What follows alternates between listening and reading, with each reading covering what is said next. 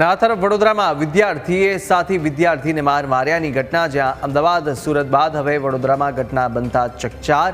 આજવા રોડની રઘુકુળ શાળાની આ ઘટના છે અને મોબાઈલ લઈને શાળાએ આવેલા વિદ્યાર્થીની શિક્ષકને ફરિયાદ કરતા બબાલ।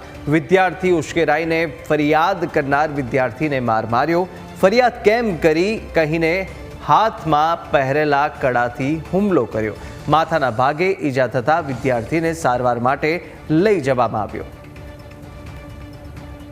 તો ઈજાગ્રસ્ત વિદ્યાર્થીના પિતાએ કરી કડક કાર્યવાહીની માંગ।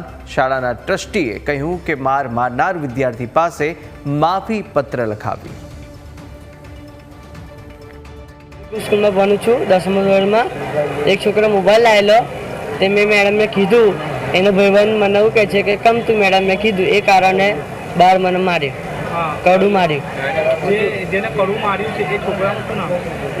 નૈતિકમાં છે કે શાળાની બહાર સ્કૂલ છૂટ્યા પછી બે વિદ્યાર્થીઓ વચ્ચે ઝપાઝપી થઈ અને એક વિદ્યાર્થીને બીજા વિદ્યાર્થી દ્વારા જે વાગ્યું એમાં લોહીની ટસર ફૂટી ગઈ।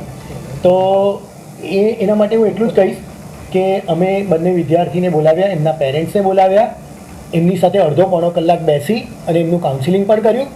બંને પેરેન્ટ્સે એવું કીધું કે હા, જે વિદ્યાર્થી દ્વારા વાગ્યું છે તેણે પણ પોતાની માફી કબૂલી અને એણે પોતે માફીપત્ર પણ લખી આપ્યું છે કે હા, મારા દ્વારા ભૂલ થઈ છે અને હું ફરીથી આવું ક્યારેય નહીં કરું।